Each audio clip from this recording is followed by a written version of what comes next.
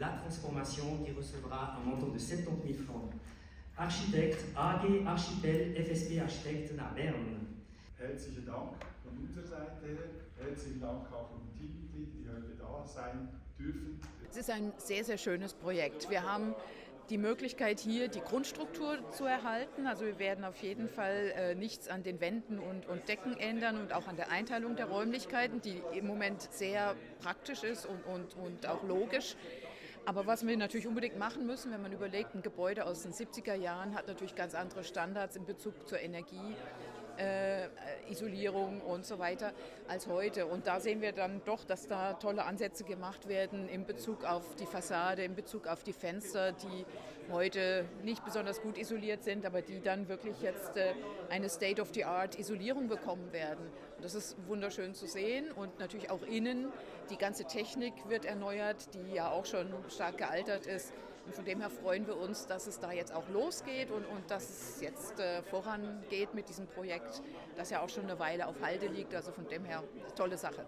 The chemistry building was inaugurated in 1974. So as of today, it's actually its 50th year. And then over the years, what was done actually, the building infrastructure got naturally old. So now it became, it's actually very costly to maintain the building, and recent inspections showed that it needs an intervention as soon as possible. One thing that's also at the forefront for us is the safety of the students and the personnel, and in order to make sure the safe operation of the building, we reduced the capacity and closed down some of the labs, as you might have seen. But this is not sustainable in the long run, because even under these difficult conditions that we are doing a lot of new innovations in terms of research and teaching, and we also have significantly increasing student numbers. So which means that while decreasing the working space and the capacity of the building, we have a significant demand in terms of student numbers. That's why the renovation of the building is actually quite urgent. Der Unterricht und die Forschung werden, so hoffe ich, so normal wie möglich parallel laufen.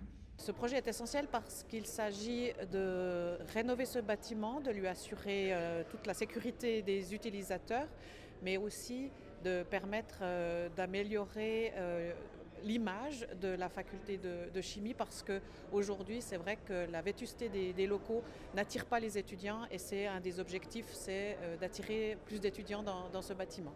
Ce bâtiment est important parce qu'il est utilisé non seulement pour les étudiants en chimie, mais aussi pour les étudiants en biologie et puis en médecine, ce qui est une des facultés les plus dynamiques aujourd'hui dans notre université de Fribourg. Pourquoi le Conseil d'État a préféré de rénover et pas de construire quelque chose de tout nouveau? Pour deux raisons. La première raison, c'était qu'il était impossible de raser le bâtiment, parce qu'il fallait délocaliser les étudiants dans un autre endroit, et on n'a pas trouvé l'endroit disponible. Donc il fallait pouvoir continuer à l'utiliser avec toutes ces infrastructures très pointues qui ne sont disponibles que très rarement et uniquement dans des bâtiments comme celui-là. Et puis la deuxième raison, c'est que la structure en béton est suffisamment solide et utilisable encore pour l'avenir, si bien qu'en termes de durabilité, il était préférable de garder cette structure et puis de le rénover petit à petit pour permettre la poursuite des activités dans ce bâtiment. Thank you.